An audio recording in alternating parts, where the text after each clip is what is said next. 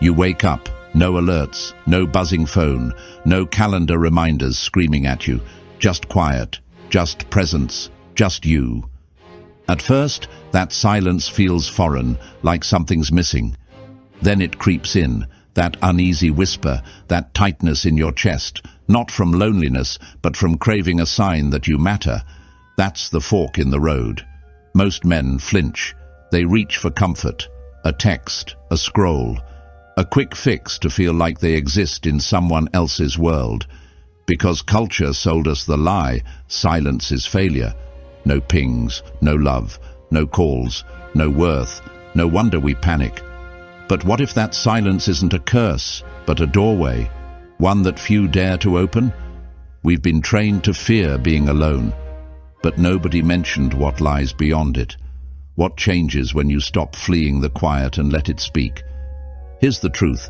The man who welcomes solitude, who chooses his own company, isn't lost. He's focused. He's building something invisible, something solid, something real. This message isn't for everyone. It's for the man tired of being overlooked, tired of shrinking himself for scraps of approval, tired of pretending to fit in places that no longer deserve him. It's for the man who's not running anymore, but rising. In a noisy world full of fake urgency and empty noise, the man who stands still becomes magnetic. This isn't loneliness. It's power. You're not withdrawing. You're returning to who you really are. Too many men float, from girl to girl, job to job, friend to friend, chasing proof that they matter. But few ever ask, what happens if I just sit in this silence and listen? That's when the shift begins. Your thoughts get sharper. Your tone gets calmer. Your expectations get higher. And here's the twist. The minute you stop needing validation, everyone starts noticing you. Before we go deeper, drop this in the comments. I choose solitude to forge my strength. Not for our likes, not for show, but because you're done pretending, because you're ready to rise, not for them, but for you. This is your turning point. Type it, mean it. Let's begin. Number 1, the fear of silence. You sit in the dark, not because the power's out or your phone died, but because, for once, you've chosen to turn it all off. No music, no podcasts, no text threads or group chats buzzing in your pocket, no woman checking in, no boss breathing down your neck. Just the stillness of your own presence, just the sound of your breath. And beneath that, something heavier, something ancient, your thoughts. Most men will tell you they're not afraid of being alone. But what they really mean is, they're fine when they can distract themselves in their aloneness. Watch a show, hit the gym, scroll for hours, swipe right. Maybe even read a book that says it counts as self-work. But true aloneness, sitting in that raw, honest quiet, that's something different. That's not loneliness, that's exposure. Because real silence isn't the absence of noise, it's the presence of truth. It's not the lack of voices around you, it's the sudden presence of your own, the ones you've ignored, the ones you've drowned, the ones you've been too afraid to let speak. And when they finally do, they don't whisper, they don't scream, they reveal. The silence opens a vault, one you've kept locked for years. Inside, regrets you've buried, choices you postponed, versions of yourself you once promised to become, but never followed through on. And now they're here, all of them, lined up like ghosts in a mirror. That girl who disappeared when you stopped showing up as a man she respected.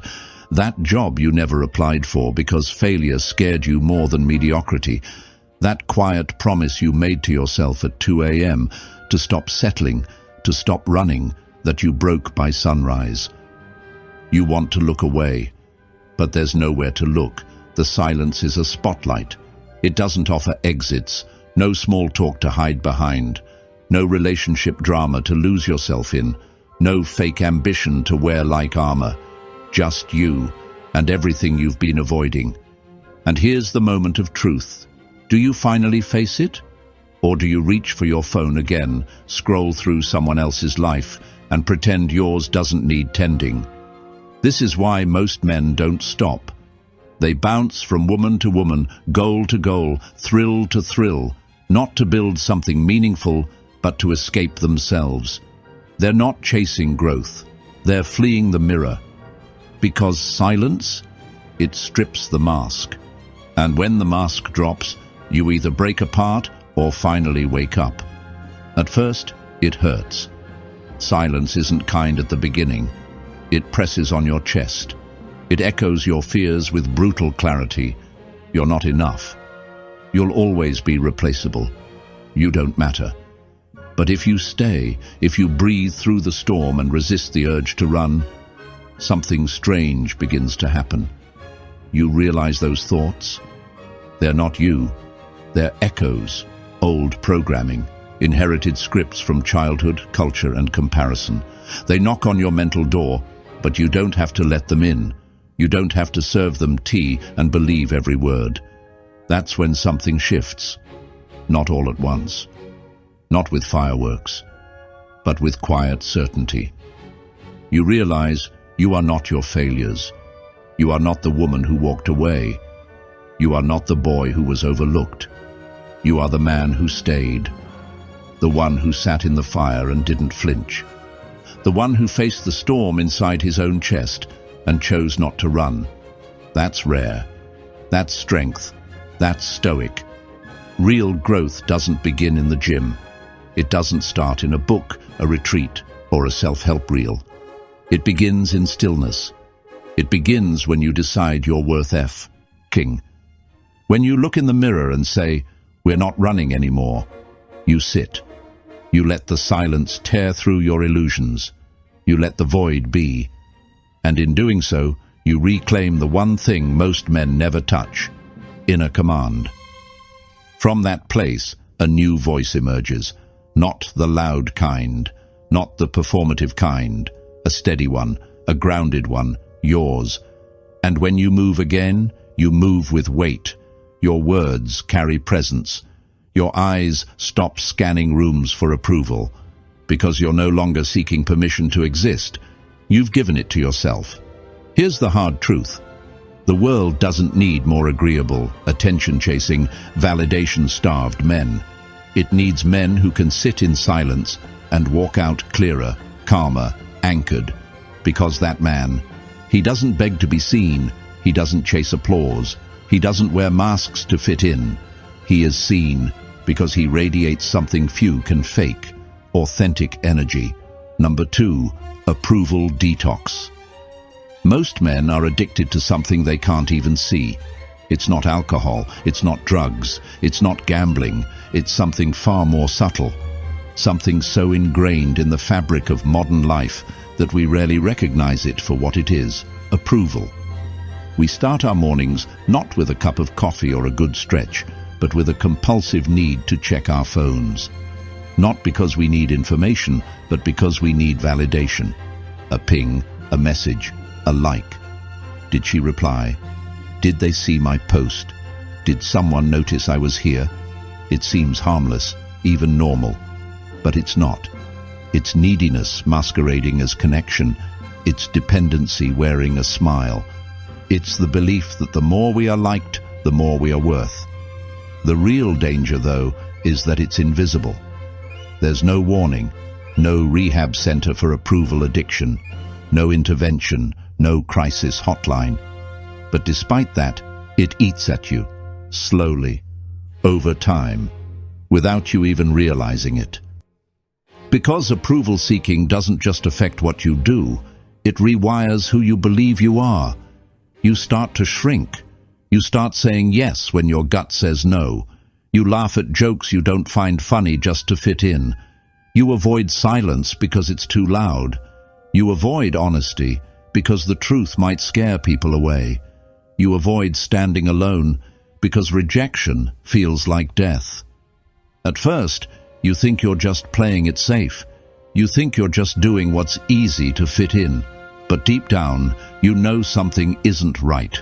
You're playing small. You're trading your voice for comfort, your identity for applause, your freedom for a sense of belonging. And the worst part, Over time, that need to be liked becomes a prison. You decorate the walls with compliments, but you know you're trapped.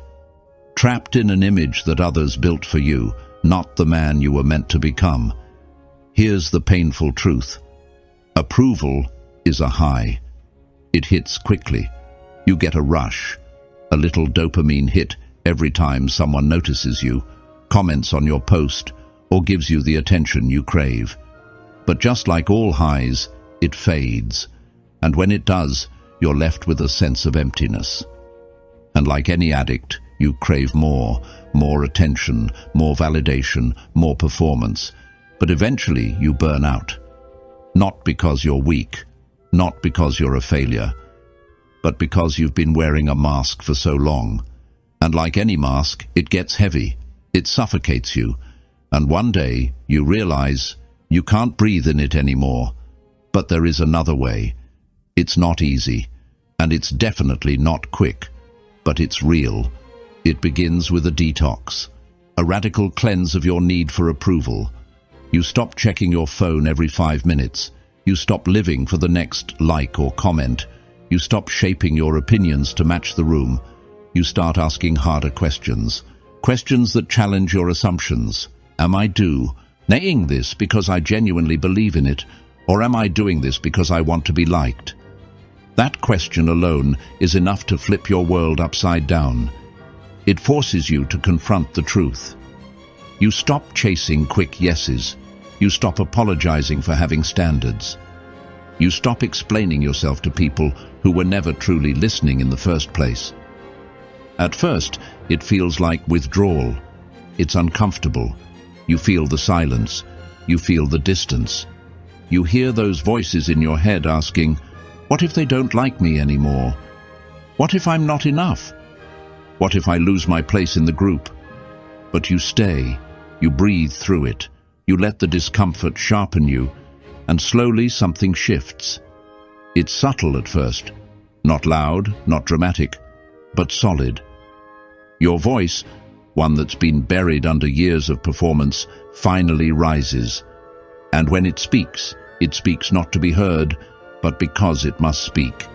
And then comes the real shift. The transformation.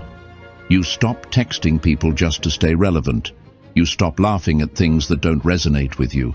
You start honoring your time, your truth, your peace. And others? They notice. They sense something different. You're not chasing after their attention anymore. There's a weight in your presence, a stillness in your eyes. The world begins to respond. But here's the paradox. When you stop trying to be seen, you become impossible to ignore. The men who spend their lives chasing approval blend in. They wear their identities like costumes and perform to fit in. But the men who choose themselves, they stand out. And not because they're louder or more brash, but because they are aligned. They know what they believe. They know what they will allow into their lives. And most importantly, they know who they are when no one is watching. That's the kind of man people remember. Not because he was loud or desperate, but because he was unshakable. The approval detox is messy, it's uncomfortable. It costs you fake friends, shallow relationships, surface-level smiles and temporary applause. But what you gain is everything. You gain respect, not demanded but earned through your authenticity. You gain peace, not from hiding who you are, but from standing in your truth. You gain power, not from controlling others, but from having the clarity to choose yourself. So ask yourself, are you still living to be liked? Are you still adjusting who you are to make others comfortable? Or are you finally ready to choose yourself? Because once you do, once you truly deeply choose yourself, something will shift. You stop chasing. You stop explaining. You stop performing. You simply become. And the world, it begins to notice. Not because you're trying, but because you are. You are finally the man you were meant to be. Number 3, clarity through solitude. There comes a moment in every man's life when the noise fades. the constant hum of distractions, the pressure of daily life, the demands that pull at you from every direction. In that stillness, something powerful happens. It's not forced, it's not empty, it's quiet.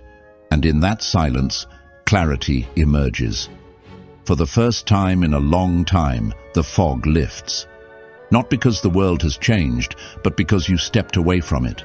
You made the decision to turn down the volume on everything that's been overwhelming your senses, the expectations, the pressures, the constant flood of opinions. And what remains is something profound, yourself. Solitude is not isolation. It's restoration. It's the process of peeling away everything that isn't truly you, so you can finally see what is.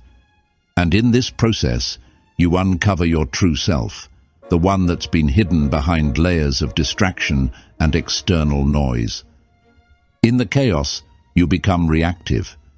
You rush through life, constantly agile, sting, conforming and performing to meet the standards that others set for you. You check to see if you're doing it right according to someone else's expectations. But in solitude, something remarkable happens.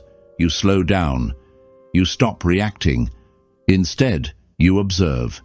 You begin to notice what you've been allowing into your mind, your time, and your soul without even realizing it. This is when the real work begins. You begin to realize just how much of your thinking never belonged to you.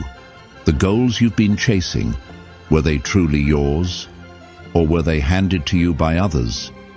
The lifestyle you've been striving for, was it one you genuinely wanted, or one society told you to want?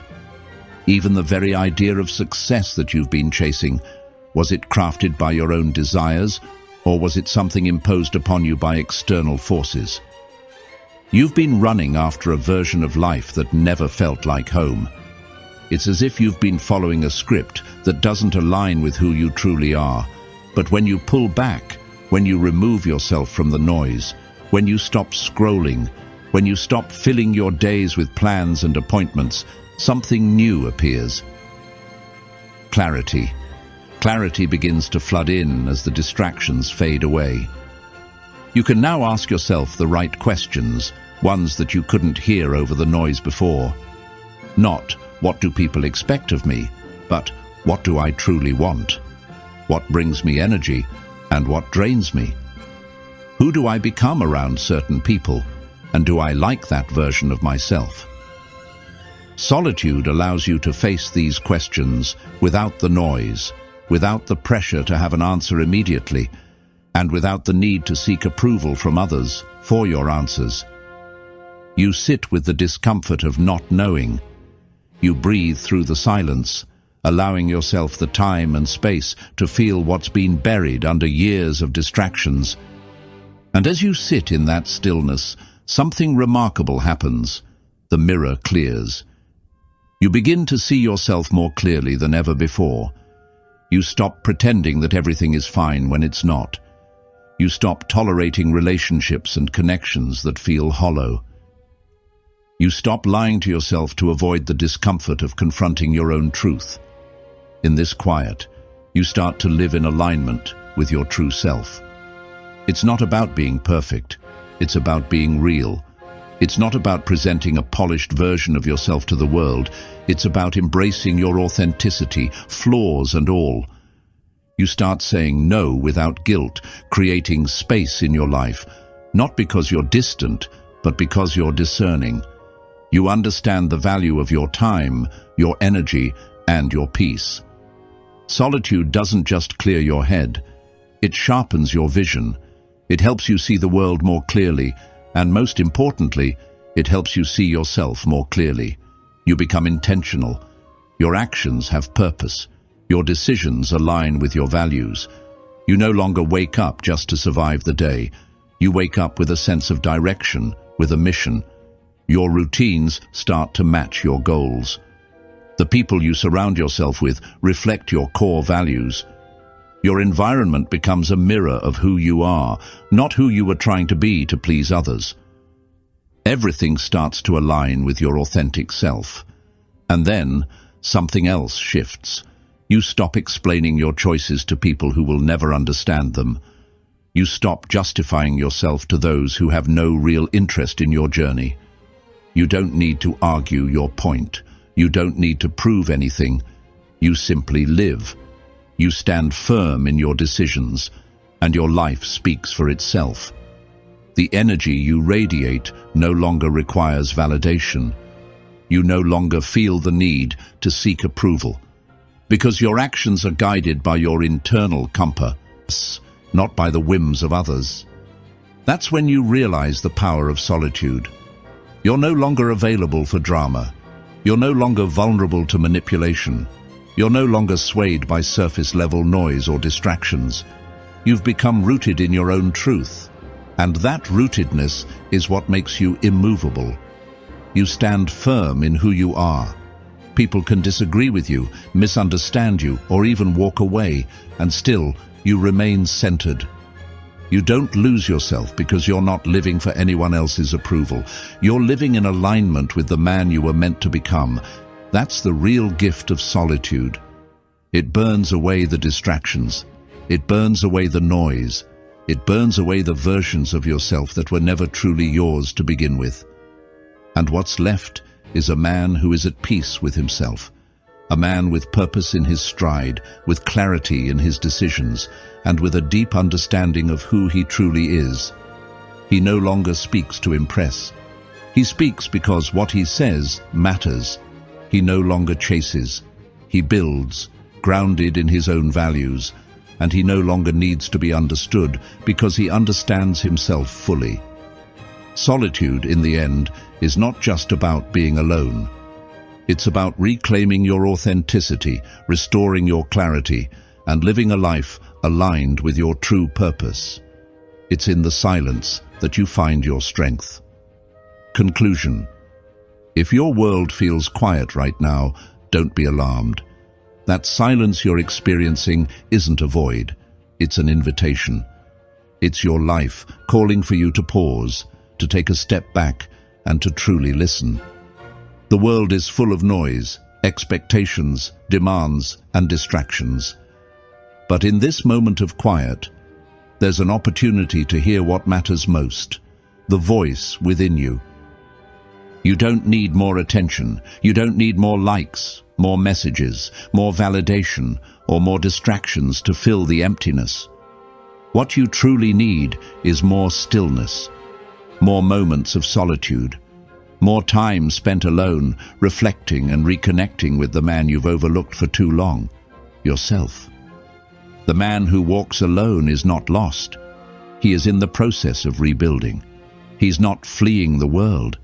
He's returning to his true self, refining, honing, eliminating everything that no longer serves him.